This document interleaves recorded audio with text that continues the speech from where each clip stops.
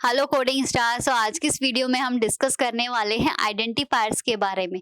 तो हमारे पास basically 5 tokens होते हैं, जिनमें से 4 टोकन्स के बारे में हमारे कंपाइलर को ऑलरेडी पता है, हमारा कंपाइलर जानता है उन 4 टोकन्स के बारे में। बट हमारा जो 5th टोकन है वो है आइडेंटिफायर, जिसके बारे में हमारे कंपाइलर को कोई नॉलेज नहीं है। वो उसके बारे में कुछ नहीं जानता है कि कंपाइलर कैसे होते हैं, कैसे दिखते हैं, क्या है क्या नहीं। ओके, सो आज बात करेंगे हम सबसे पहले उन 4 टोकन्स के बारे में जिनके बारे में हमारे कंपाइलर को पहले से पता है। ठीक है, उसके बाद हम आएंगे आइडेंटिफायर्स पर। उसके बाद हम आइडेंटिफायर्स के कुछ रूल्स के बारे में डिस्कस करेंगे। तो चलो शुरू करते हैं। तो हम सबसे पहले बात करेंगे 4 टोकन्स के बारे में, जिसमें से फर्स्ट टोकन आता है हमारा ऑपरेटर। ऑपरेटर के अंदर हमारे plus operator, minus operator, less than, greater than, and operator, ये सारे ऑपरेटर्स आते हैं।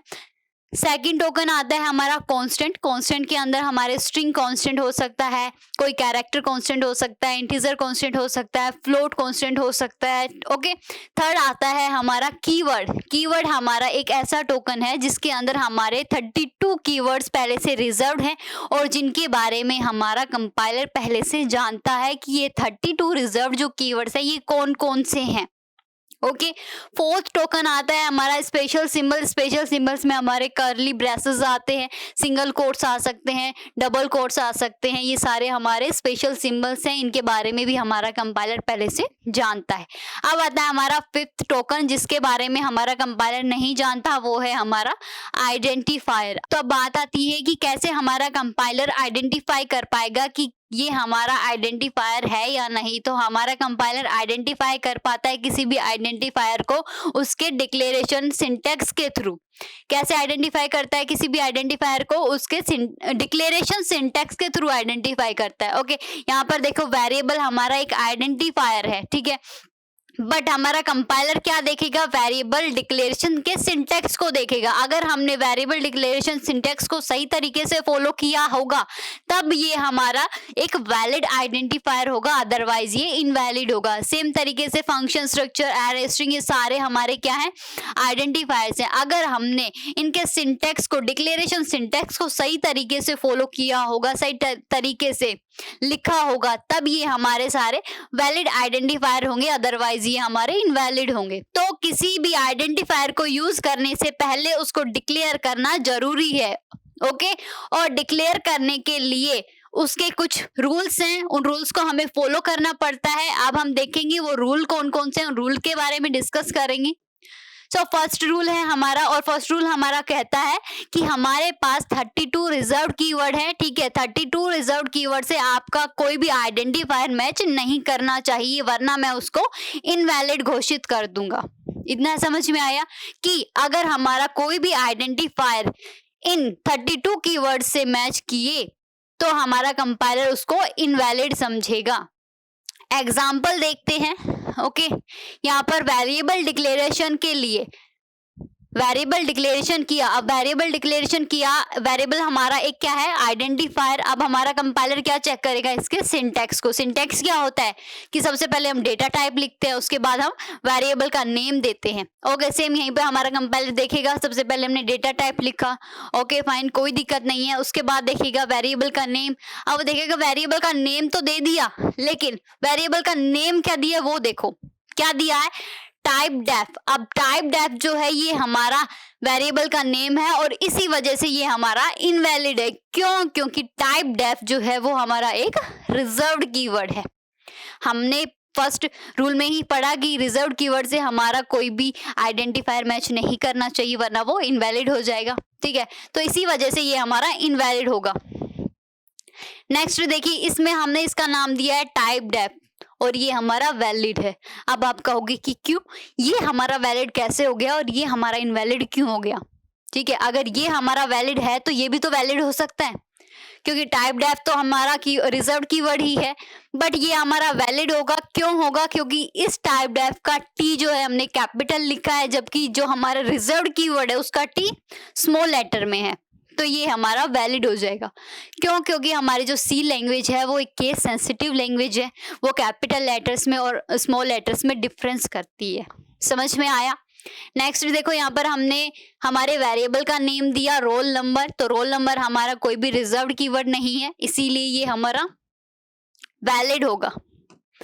नेक्स्ट देखिए यहाँ पर फंक्शन डिक्लेरेशन के टाइम पर सबसे पहले हम रिटर्न टाइप देते हैं, उसके बाद हम फंक्शन का नेम लिखते हैं। तो फंक्शन का नेम हमने रिटर्न दिया है, रिटर्न हमारा एक रिजर्व्ड कीवर्ड है तो ये हमारा इनवैलिड हो जाएगा। रिटर्न हमारा क्या है, एक रिजर्व्ड कीवर्ड है। नेक्स्ट यहाँ पर हमने सेम रिटर्न यूज किया है फंक्शन का नेम, बट ये हमारा वैलिड होगा क्यों, क्योंकि रिटर्न का आर जो हमने कैपिटल यूज किया है, जबकि हमारा जो रिजर्व्ड कीवर्ड है रिटर्न उसका आर स्मॉल लेटर के अंदर है। नेक्स्ट हमने फंक्शन का नेम गेट डिटेल दिया है, गेट डिटेल हमारा कोई भी रिजर्व्ड कीवर्ड नहीं है, इसीलिए ये हमारा वैलिड होगा। आगे देखते हैं, आगे हमारा स्ट्रक्चर डिक्लेरेशन के टाइम पर हमने स्ट्रक्चर का नाम क्या दिया है, एक्सटर्न, और एक्सटर्न हमारा एक रिजर्व्ड कीवर्ड है, एक्सटर्न हमारा एक रिजर्व्ड कीवर्ड है तो ये हमारा इनवैलिड हो जाएगा। आगे हमने यूनियन इसका नेम दिया है, यूनियन हमारा एक रिजर्व कीवर्ड है बट हमारा ये वैलिड हो जाएगा क्यों, क्योंकि यूनियन का हमने यू कैपिटल रखा है और हमारा जो रिजर्व कीवर्ड है यूनियन उसका यू स्मॉल लेटर के अंदर है। नेक्स्ट हमने नाम दिया स्ट्रक्चर का स्टूडेंट, तो स्टूडेंट जो है हमारे पास कोई भी रिजर्व कीवर्ड नहीं है, इसीलिए ये हमारा वैलिड हो जाएगा। यहाँ पर हमने एरे का नाम दिया लॉन्ग हमारा एक रिजर्व्ड कीवर्ड है तो ये हमारा इनवैलिड हो जाएगा। सेम यहाँ पर लॉन्ग का हमने जब एल कैपिटल रखा तो ये वैलिड हो जाएगा क्यों, क्योंकि हमारा जो रिजर्व्ड लॉन्ग है उसका एल स्मॉल लेटर के अंदर है। यहाँ पर एरे क्या हमारा कोई भी रिजर्व्ड कीवर्ड है, नहीं है, इसीलिए ये एरे जब हमने नाम दिया तो ये वैलिड होगा। तो फर्स्ट रूल के बारे में आपको समझ में आ गया होगा कि हमारा कोई भी आइडेंटिफायर इन 32 रिजर्व्ड कीवर्ड से मैच नहीं करना चाहिए।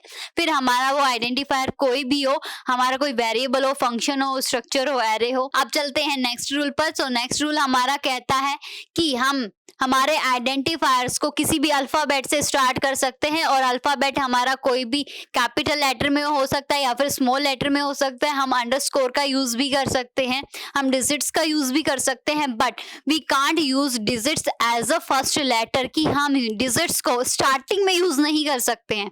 हम अंडरस्कोर को स्टार्टिंग में यूज कर सकते हैं, हम अल्फाबेट्स को स्टार्टिंग में यूज कर सकते हैं, मतलब स्टार्टिंग हम अल्फाबेट से कर सकते हैं।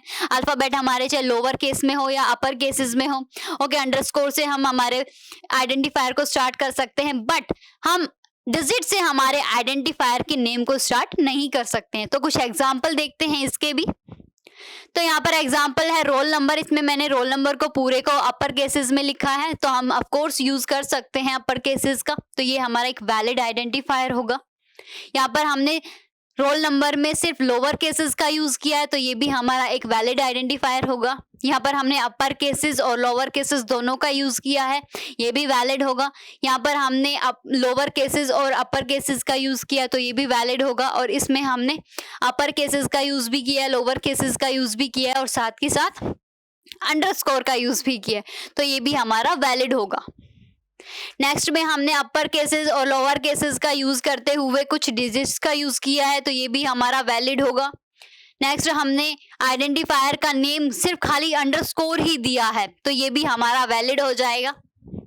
नेक्स्ट हमने अंडरस्कोर 1 2 3 हमारे आइडेंटिफायर का नेम दिया है, तो ऑफकोर्स हम आइडेंटिफायर को अंडरस्कोर से स्टार्ट कर सकते हैं और हम किन्हीं डिजिट्स को भी अंडरस्कोर के नेम में यूज कर सकते हैं, तो ये हमारा वैलिड हो जाएगा। यहाँ पर हमने अंडरस्कोर और कुछ अल्फाबेट्स का कॉम्बिनेशन बनाते हुए आइडेंटिफायर का नेम दिया है, तो ये हमारा वैलिड हो जाएगा। यहाँ पर हमने ये हमारा इनवैलिड हो जाएगा क्यों, क्योंकि यहाँ पर हमने स्टार्टिंग किससे की है, डिजिट से, 1 से, ओके, तो इसीलिए ये हमारा इनवैलिड हो जाएगा। नेक्स्ट देखो यहाँ पर भी हमने जो स्टार्टिंग है वो डिजिट से की है, तो ये भी हमारा इनवैलिड हो जाएगा। नेक्स्ट यहाँ पर हमने प्लस ऑपरेटर का काम यूज किया है, तो हम जानते हैं कि प्लस ऑपरेटर हमारा किस काम में आता है, किसी भी दो डिजिट्स को ऐड करने के लिए काम में आता है, जिसके बारे में हमारे कंपाइलर को पहले से पता है, इसीलिए ये यहाँ पर इनवैलिड हो जाएगा।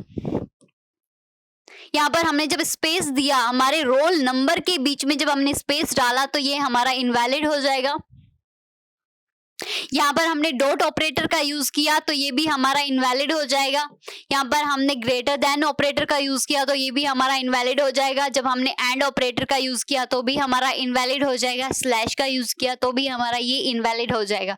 तो यहाँ पे हमने सभी ऑपरेटर्स के यूज किए, तो ऑपरेटर्स के बारे में हमारा कंपाइलर ऑलरेडी जानता है, तो ऑपरेटर्स का यूज हम नहीं कर सकते हैं। नेक्स्ट हमने यहाँ पर स्टार्टिंग किससे की है, 1 से, किसी डिजिट से स्टार्ट किया तो ये हमारा इनवैलिड हो जाएगा। और वैसे भी ये हमारा एक इंटीजर कांस्टेंट है, तो वैसे भी ये हमारा इनवैलिड होना था। यहाँ पर फ्लिकी, ये हमारा इनवैलिड है। अब आप कहोगे कि ये क्यों इनवैलिड हुआ, यहाँ पर तो सिर्फ हम कैरेक्टर्स का ही तो यूज कर रहे हैं, लेकिन साथ में देखो हमने इनको डबल कोट्स में यूज किया है। और जब भी हम किसी वर्ड को डबल कोट्स में लिखते हैं तो वो हमारा क्या बन जाता है, स्ट्रिंग कांस्टेंट बन जाता है, जिसके बारे में हमारा कंपाइलर ऑलरेडी जानता है। तो ये भी हमारा क्या हो जाएगा, इनवैलिड हो जाएगा। जब हम फ्लिकी को बिना किन्हीं डबल कोट्स के लिखते हैं तो ये हमारा एक वैलिड आइडेंटिफायर का नेम होगा। ओके, जब हमने एक कैरेक्टर को सिंगल कोट्स में लिखा तो ये हमारा इनवैलिड हो जाएगा। क्यों? क्योंकि अब ये सिंगल कोट्स में लिखते ही हमारा क्या बन गया, कैरेक्टर कांस्टेंट बन गया। जब हम बिना सिंगल कोट्स के लिखेंगे इस एक कैरेक्टर को तो ये हमारा वैलिड आइडेंटिफायर का नेम हो सकता है। हम दे सकते हैं ए बी किसी आइडेंटिफायर का नेम। यहाँ पर हमने डिजिट से स्टार्ट किया है तो ऑब्वियसली ये भी हमारा इनवैलिड होगा। सो आई होप कि आपको ये सेकंड रूल भी अच्छे से समझ में आया होगा। अब चलते हैं हम हमारे थर्ड रूल पर। थर्ड रूल हमारा कहता है कि हमारे आइडेंटिफायर्स को लेकर कोई स्पेसिफिक रूल बना हुआ नहीं है। हम कोई कितनी भी लंबी हमारे आइडेंटिफायर की लेंथ रख सकते हैं, बट काफी केसेस में ऐसा होता है, अगर हम हमारे आइडेंटिफायर की लेंथ है उसको 31 से ज्यादा रख देते हैं, उस केस में हमारे काफी कंपाइलर जो है वो प्रॉब्लम क्रिएट करते हैं, एरर दे सकते हैं। ओके, एग्जाम्पल देखिए, मैंने 3 लेटर का जब नम लिखा तो कोई एरर नहीं दिया। जब मैं 31 से ज्यादा इस आइडेंटिफायर की लेंथ रखती हूं तो मेरा कंपाइलर एरर दे सकता है। हर कोई कंपाइलर नहीं, कुछ कंपाइलर एक्सेप्शन है कि कुछ कंपाइलर एरर दे सकते हैं। इतना समझ में आया। फोर्थ पर चलते हैं, 4 रूल्स पर चलते हैं हम। फोर्थ रूल हमारा कहता है कि हमारी जो सी लैंग्वेज है वो एक केस सेंसिटिव लैंग्वेज है। ओके, केस सेंसिटिव लैंग्वेज है मतलब हमारा जो कंपाइलर है, हमारी जो सी प्रोग्रामिंग लैंग्वेज है वो स्मॉल लेटर और कैपिटल लेटर्स में फर्क करना जानती है। जैसे अगर यहाँ पर मैं ए लिखूं और ए, बोलने में दोनों सेम है, बट क्या ये देखने में सेम है? देखने में दोनों सेम नहीं है। ये मेरा कैपिटल लेटर में और जबकि ये मेरा स्मॉल लेटर में। तो अब हमारी जो केस सेंसिटिव लैंग्वेज है वो क्या करेगी, इन दोनों को अलग कैरेक्टर्स मानेगी कि ये एक अलग कैरेक्टर है और ये एक अलग कैरेक्टर है। तो ये होता है केस सेंसिटिव। समझ में आया? अब कुछ एग्जाम्पल देखते हैं। यहाँ पर देखिए, फ्लोट हमारा एक रिजर्व कीवर्ड है, बट अगर मैं फ्लोट का एफ कैपिटल कर देती हूँ या फिर मैं अगर मैं टी भी कैपिटल कर देती, ठीक है, तो भी ये मेरा वैलिड होता। अब यहाँ पर मैंने एफ को कैपिटल किया तो ये मेरा वैलिड आइडेंटिफायर का नेम होगा। सेम यहाँ पर रजिस्टर मेरा एक रिजर्व कीवर्ड है, बट जब मैंने रजिस्टर के आर को कैपिटल किया तो ये मेरा वैलिड हो जाएगा। ठीक है, यहाँ पर मैं आर को स्मॉल ही रख सकती थी, यहाँ पर मैं इस आर को कैपिटल कर देती तो भी ये मेरा वैलिड होता। अब देखो, ये चारों नम है, ये भी नम है, ये भी नम है, ये भी नम है, ये भी नम है। बोलने में चारों नम है, बट क्या ये देखने में चारों नम है? नहीं है। यहाँ पर हमने सिर्फ लोअर केसेस का यूज किया है। यहाँ पर हमने सिर्फ एन को अपर केस में लिखा है, बाकी यूएम को हमने लोअर केस में लिखा है। यहाँ पर हमने पूरे नम को ही अपर केसेस में लिखा है। यहाँ पर हमने एन को सिर्फ लोअर केस में लिखा है, बाकी अपर केस में लिखा है। तो ये लिखने में सेम नहीं है, बोलने में सेम है लेकिन लिखने में सेम नहीं है। तो यही है हमारी केस सेंसिटिव लैंग्वेज की अब हमारी सी लैंग्वेज इन चारों को अलग अलग आइडेंटिफायर समझेगी। आई होप आपको समझ में आया होगा। अगर आपको कोई भी ऐसे डाउट होते हैं तो आप मेरे को कमेंट सेक्शन में बता सकते हैं। Thank you for watching my video. Happy coding.